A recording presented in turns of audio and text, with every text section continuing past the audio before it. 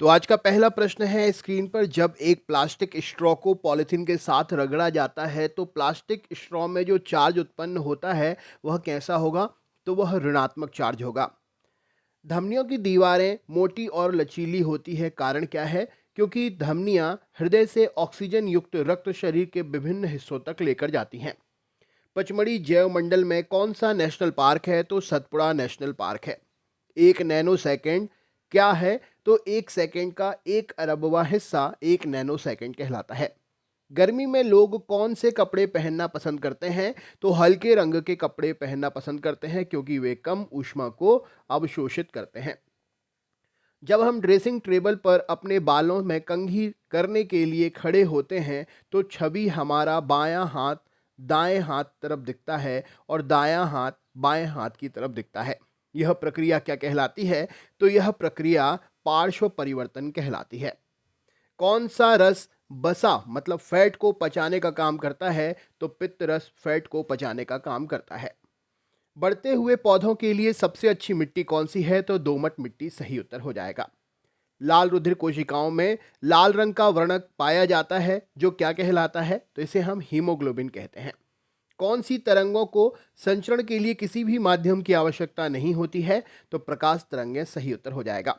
तार में धारा प्रवाहित करने पर उत्पन्न ऊष्मा की मात्रा किस पर निर्भर करती है? तो तार की लंबाई, धातु की प्रकृति और धातु की मोटाई पर निर्भर करती है। स्टोमेटा या रंध्र पत्तियों की सतह पर बने लघु छिद्र होते हैं, जिसके माध्यम से पौधे क्या ग्रहण करते हैं? तो कार्बन डाइऑक्साइड ग्रहण करते हैं और फोटोसिंथेसिस प्रक्रिया को सुचारू रूप से चलाते हैं। फ्यूज के कार्य करने का सिद्धांत क्या है? तो यह बहुत जल्दी गर्म हो जाता है और पिघल जाता है, जिससे शॉर्ट सर्किट से बचा जा सके। एक सेब पेड़ से सीधे नीचे जमीन पर गिरता है, इसका कारण क्या है? तो यह गुरुत्वाकर्षण बल का परिणाम होता है। कोयले से प्राप्त एक उत्पाद जिसका उपयोग पेंट, विस्फोटक और प्लास्टिक के निर्माण में शुरुआती सामग्री के रूप में किया जाता है, तो इसका नाम है तारकोल। बावरी क्या है? तो जल इकट्ठा करने की एक पारंपरिक तरीका है। बावरी आपने देखा होगा, खेतों के किनारे या नदियों के किनारे एक गड्ढा बनाकर पानी एकत्रित कर लिया जाता है और फिर उस पानी का प्रयोग सिंचाई या अन्य कामों के लिए किया जाता है। इसको आप बावड़ी के नाम से भी जानते हैं। मेढकों में कायांतरण के लिए सबसे जिम्मेदार हार्मोन कौन सा है? तो यह थायरॉक्सिन हार्मोन है। इंद्रधनुष स्पेक्ट्रम एक उदाहरण है जो किसके कारण उत्पन्न होता है? तो प्रकाश के परिक्षेपण के कारण उत्पन्न होता है। संपूर्ण दहन के दौरान गैस स्टोव बर्नर में उत्पन्न हुई लौ का रंग क्या होता है? तो नीले रंग की लौ उत्पन्न होती है। बिजली के बल्ब में तंतु का ऑक्सीकरण रोकने के लिए एक गैर अभिक्रियाशील गैस भरी जाती है। इस गैस का नाम क्या है? तो बल्ब के अंदर ऑर्गन गैस भरी होती है। वायुमंडल में जलवाष्प की मात्रा को मापने के लिए किसका प्रयोग करते हैं? तो आर्द्रता से वायुमंडल के जलवाष्प की जो मात्रा है उसे मापा जाता है। वातावरण की परिस्थिति से बचने के लिए हर साल एक विशेष समय के दौरान दूर स्थानों के लिए उड़ान भरने वाले पक्षी जो होते हैं वो क्या कहलाते हैं? तो इन पक्षियों को प्रवासी पक्षी कहा जाता है। पृथ्वी के चारों ओर वायुमंडल है, जबकि चंद्रमा पर नहीं। ऐसा क्यों? तो ऐसा पर्याप्त गुरुत्वीय बल के अभाव की वजह से होता है। खातिका क्या है? तो खातिका भी एक सिंचाई की विधि है। डॉक्टरी थर्मामीटर को किसमें डुबाकर रोगाणु रहित बनाया जाता है? तो अल्कोहल में डुबाकर रोगाणु रहित बनाया जाता है। मानव शरीर की सबसे बड़ी ग्रंथि कौन सी है? तो यकृत मानव शरीर की सबसे बड़ी ग्रंथि है। कागज का जलना कौन सा परिवर्तन है? तो यह एक रासायनिक परिवर्तन है। रासायनिक परिवर्तन कभी भी अपनी प्रारंभिक अवस्था में नहीं आता है और भौतिक परिवर्तन अपनी प्रारंभिक अवस्था में आ जाता है, हमेशा याद रखिएगा। रक्त में सही लवण संतुलन बनाए रखने वाला हार्मोन कौन सा है? तो यह है एड्रिनेलिन हार्मोन। सब्जियों फलों में छिलकों में बची हुई सामग्री को अभ्रष्ट होने में कितना समय लगता है? तो 1 से 2 सप्ताह का समय लगता है। यानी कि सब्जी फल के छिलके या खाद्य सामग्री जो होती है इनको नष्ट होने में, बायोडिग्रेडेबल होते हैं, प्रकृति में नष्ट हो जाते हैं, 1-2 सप्ताह में ये सड़ गल के नष्ट हो जाते हैं। पौधों द्वारा जल को बाहर निकालने की प्रक्रिया क्या कहलाती है? तो इसे हम वाष्पोत्सर्जन कहलाते हैं। अंतर्जलीय भूकंप तरंगे क्या कहलाती हैं? तो ये सुनामी कहलाती हैं। चौलाई और घास किस प्रकार के पौधे हैं? तो ये खरपतवार पौधों की श्रेणी में आते हैं। किस ताप पर संग्रहित करने पर भोजन महीनों तक खराब नहीं होता है? तो -18 डिग्री सेल्सियस सही उत्तर हो जाएगा। कौन सी जहरीली गैस हमारे रक्त में हीमोग्लोबिन के साथ मिल सकती है और हमारी मृत्यु का कारण बन सकती है? तो ये कार्बन मोनोऑक्साइड है।